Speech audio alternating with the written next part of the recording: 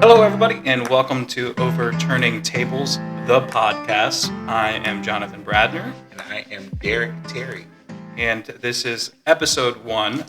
We've never done this thing before, but basically, the concept or the reason, at least I wanted to do this podcast, was that, especially post-election, and we'll get into that more later on.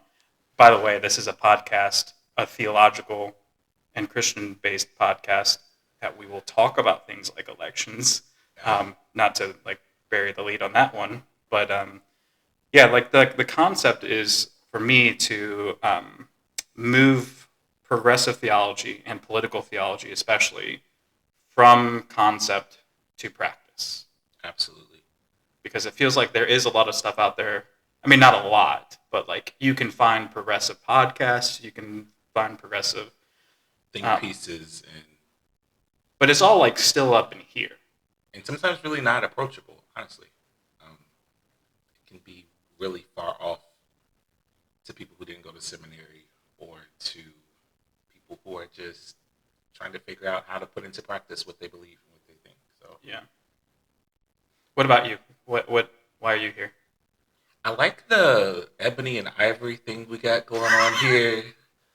The rainbow and default thing. The rainbow and default. I've never heard that before. Yeah, you're like a breeder, so not as cool as the queer LGBTQ. So it's okay. So my best friends are straight. I love you people.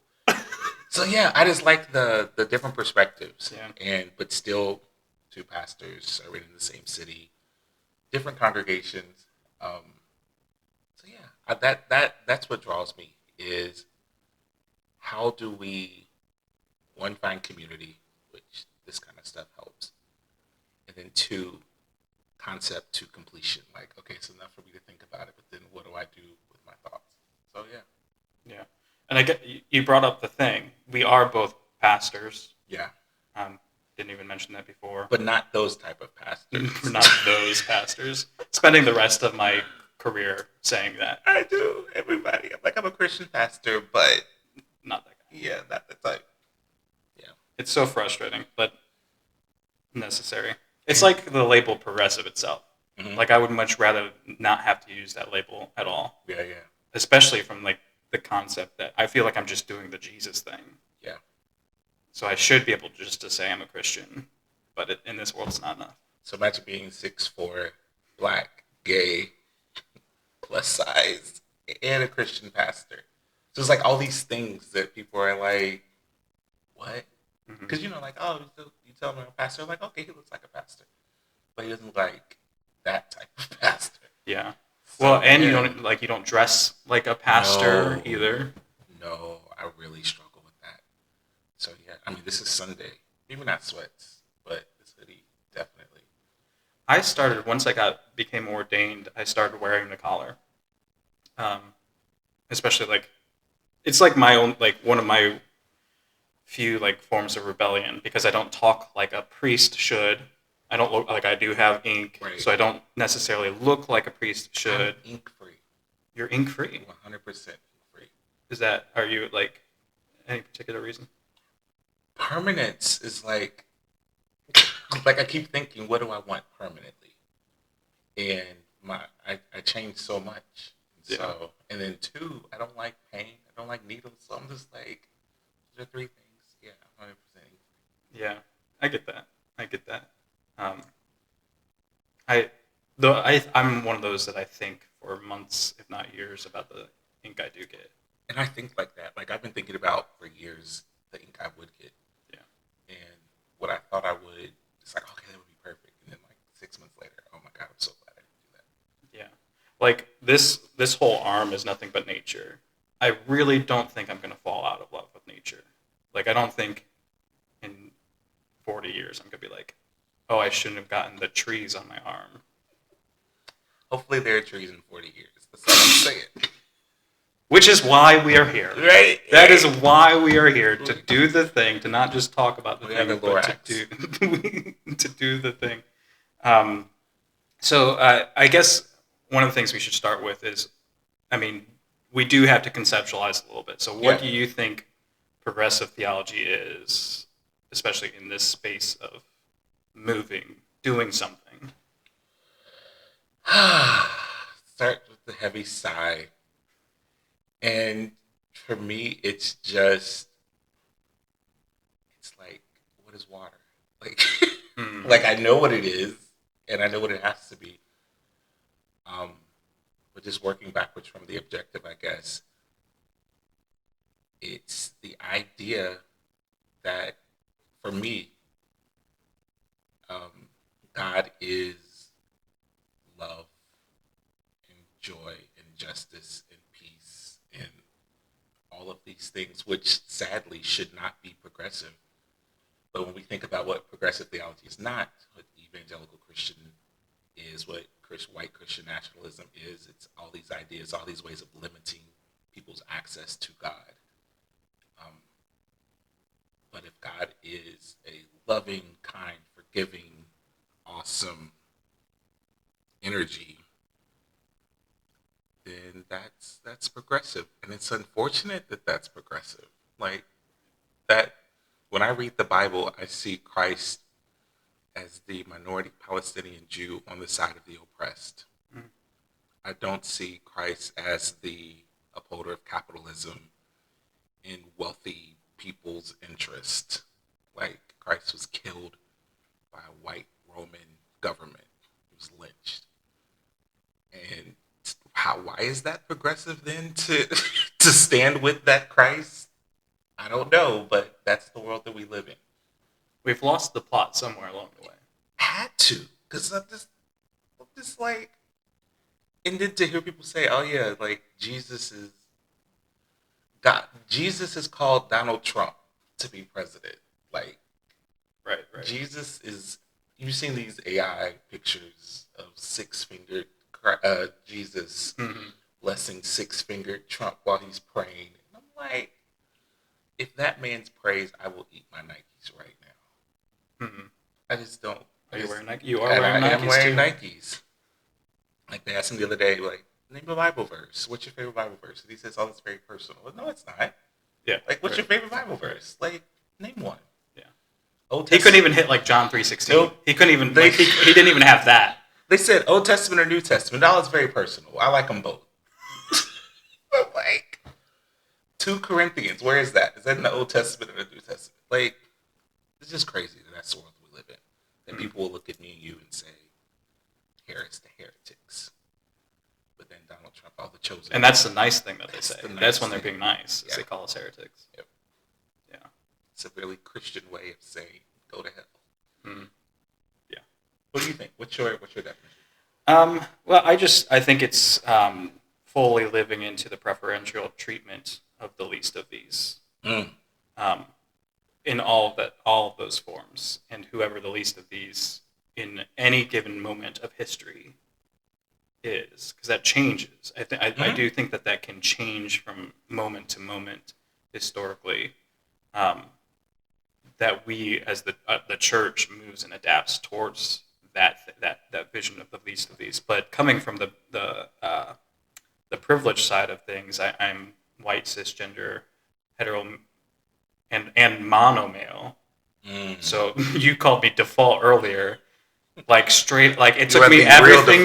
It took me everything not to wear a plaid shirt today. Like I was like, what am I going to wear to our first podcast? And I was like, plaid. Oh nope, red. Like the only thing that makes me different than other people that look like me is I can't stand IPAs.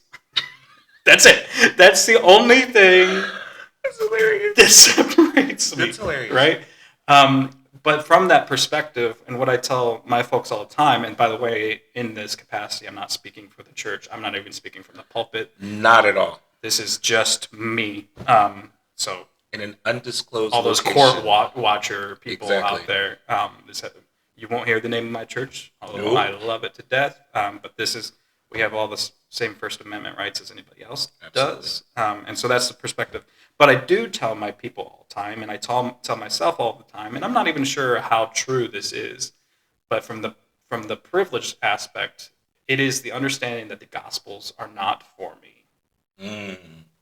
That if I like, because you get to like the Good Samaritan, and like the pastor will be like, so what role do you think you are in this? And for me, I mean, it's not even like the Pharisee that kept walking by, or it's like the understanding that I don't think that I have much of a role in the gospel to begin with. My role is the unwritten role. Mm. And by that, like I think about the story of the pool of Bethesda and the paralyzed person. And if you don't know the story of the 38 pool of the years. Yeah. Bethesda, there was this pool, literal pool, and the belief is that the spirit stirred the waters occasionally, and whoever could get to the pool first essentially got healed physically. And so there's this paralyzed person for 38 years. 38 years, Yeah. who, because they're paralyzed, could not get to the pool before anybody else could get to the pool. And I think of my role is that person who for 38 years could have helped the man or the person get to the pool first. And like when the crowd gathers around and there's Jesus, tell him pick up the mat. I'm like the person that's in the crowd that's like watching this happen and going, why did it take So long. why did it take this miracle to happen for somebody to, like, when I could have easily, I mean, it's technically a miracle because the pool would have been a miracle, Right. but like it took Jesus when there's however many people around this person. We could have developed a plan Mm-hmm. to help those who couldn't get in the pool to get in the pool. Right. Exactly.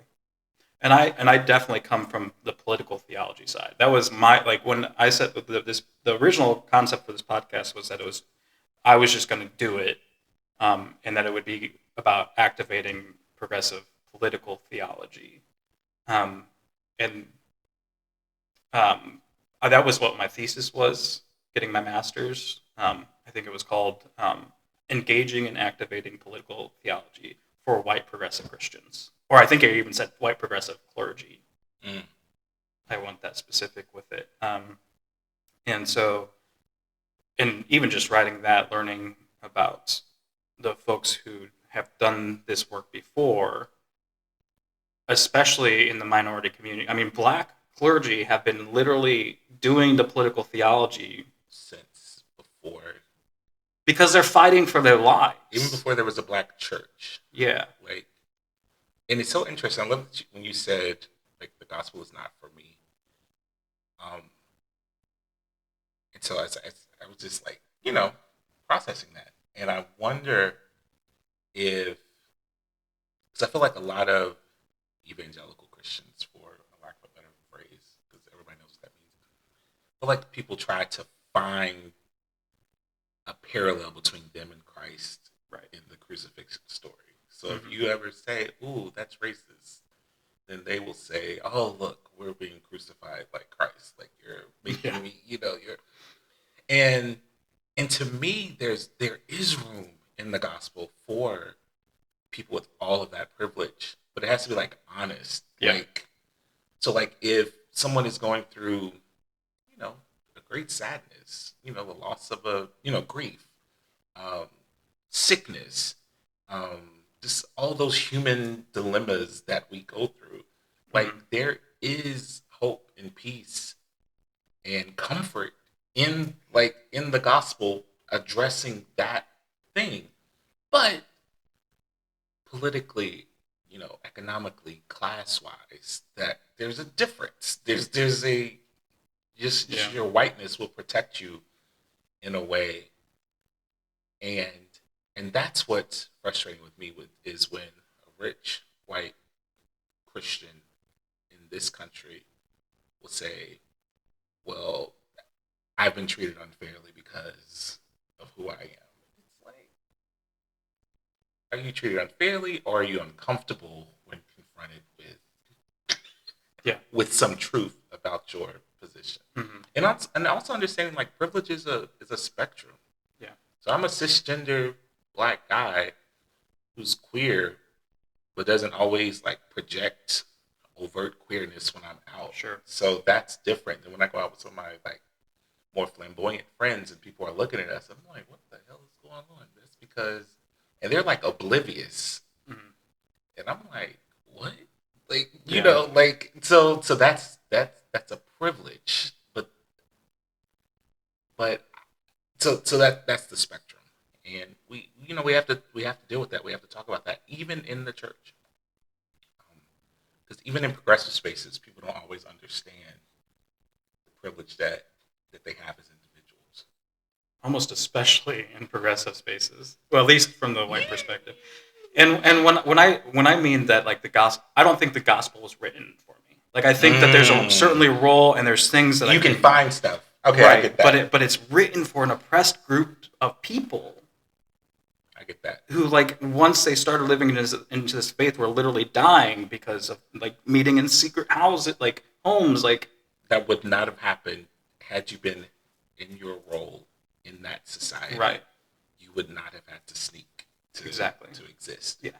So, like, there's a specific audience of the gospel that I am not a part of the audience. I'm, like, reading the book and going, Right. digesting it. So that's what I mean. Mm-hmm. That's powerful. And what if churches like preach that, even progressive churches?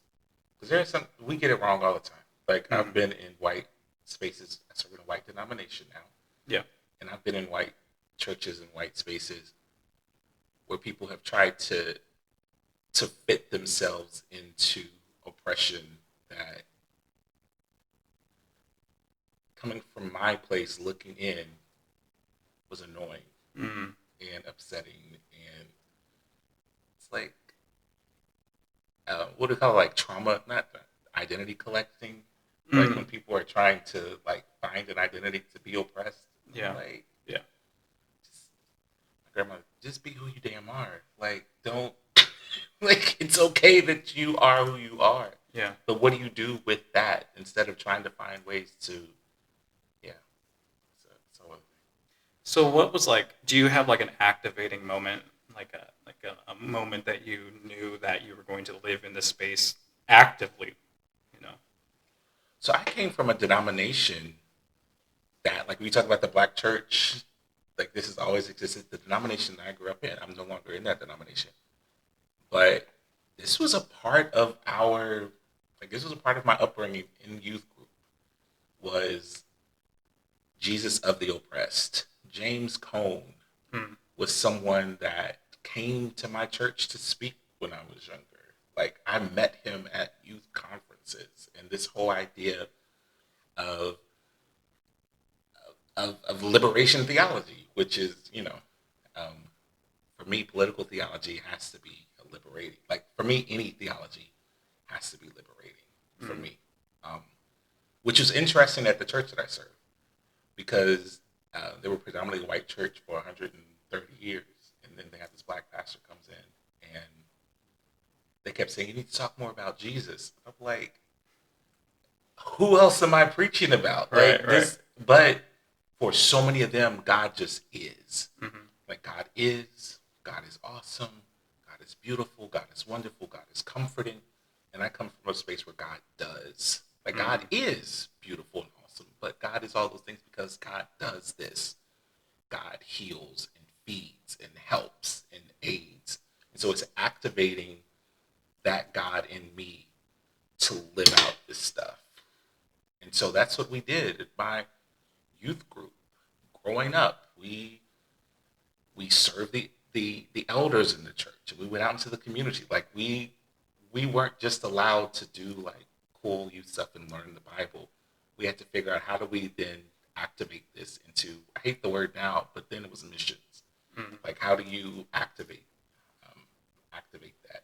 And so when stuff was going on politically, we got involved. We learned. We read James Baldwin. We discussed it. And so it's so interesting to me being in this space and being around white progressive Christians who were brought up in evangelical spaces, who are now, doing the deconstructing thing. Right. And for me, deconstructing from the Black church was more about understanding my queerness is my superpower. Like, it's not a detriment. But some of the other stuff, and there's some stuff in the Black church that we got that's icky too. But I wasn't at youth camp singing "I am a C, I am a CH" like that. Exactly. We were doing that. So it's just like kind of always been there, like planted. But then seminary and just lived experience helped me to like figure out my God talk, figure out my theology, and thank God it looks different. What about you? Well, I think the denomination we both belong to, and again, this isn't speaking for the denomination, is the United Church of Christ, which is one of the more progressive mainline denominations there is. In theory. In theory. But in practice, see how we're trying to move things along here? Exactly. On paper, yes. On paper, yeah. And so, I was born and raised in the UCC. Which is different. Yeah, and so But like progressive UCC or like progressive? No, it was like moderate, middle, the milquetoast kind Were of UCC. they open and affirming? No. Are they No. Okay. The UCC church, Norton security update. The UCC church that I was born into, very small church. I think that they're still kicking, but they're not. They don't even call themselves UCC. They call themselves a congregational church. Yeah. But they're there, they're in the denomination. Yeah. And then the church I grew up in, really, just a few towns away, or the next town away, ended up leaving the United Church of Christ back in 2004. Well, I guess it would have been 2005 that they left over the denomination's stance on affirming same-sex marriage. We lost a lot then. Yeah. But I do remember I was 15, and I do remember being like so confused by that. I didn't have like an activist internal clock yet, but I just remember being like, really, like, why? Like, why? And so I did always lean progressive. I didn't know what to call it. I didn't know how to activate it. I just had this sense of progressive Christianity. And I even started seminary that way. I started seminary like maybe this like Jesus love thing will happen by osmosis, right? And then my first seminary I went to wasn't that progressive. I think they are, but they and I didn't even go there because of that. I went there because I was a college dropout. And so most of the time when you get an MDiv, Master of Divinity, they want you to have some sort of undergrad. And they took me when I didn't. So that was basically why I chose them. But then after a while of going, after a while of going there, I became more activated. And during the events of the murders of George Floyd and Breonna Taylor, 2020 hit me real hard. Let me back up. So the first real click for me was when I was going to that first seminary. I was a fellow. I got a fellowship thing to the Kentucky Council of Churches. Forget what year it was. And I didn't realize how activating that was at the time, so I don't remember a lot of the details. But I remember going to that as a young seminary student. I think I might have been like 20, which is young for a seminary student these days. And there was two black young men from Louisville who were exonerated, who spent years in prison, and then found out that they were innocent, and the state just like opened the door and said, "Good luck to you." Like, there's no sense of reparation, no sense of like, how can we? Right. And so, I think it was the president of the Kentucky Council of Churches at that time said, "Well, I think we're going to have to write a letter to the governor then." And that was like the first time I was like, "You can do that? We can do that?" Now I think like that's the least you could do. Yeah. Like that's like a baby step. But back then I was like, oh, like you can actually do something like tangible. But then definitely 2020 hit me real hard, and I had already leaned very progressive at that point, fairly anti like capitalist establishment. But what really like activated me was like during that time, and I was without a church. I was after my first church call, um, so I was looking for another church to pastor. Um, the clergy of Cincinnati were meeting on Zoom. I don't know if you were ever on these Zooms or Mm-mm. not. The name of the group was like I don't remember the name of the group. Like we even had like a public facing Facebook, um, but it was like it ended up being like this white space of like sorrow. Like what have we done? What has the church done this whole time? We haven't done anything. But then also hearing like my most loved, and I still love them, pastors saying like if I were to even mention Black Lives Matter, let alone from like an explanatory, is that a word, like Maybe. standpoint, like I can't even like I couldn't even explain the concept of Black Lives Matter without Mm. getting fired, without losing my church.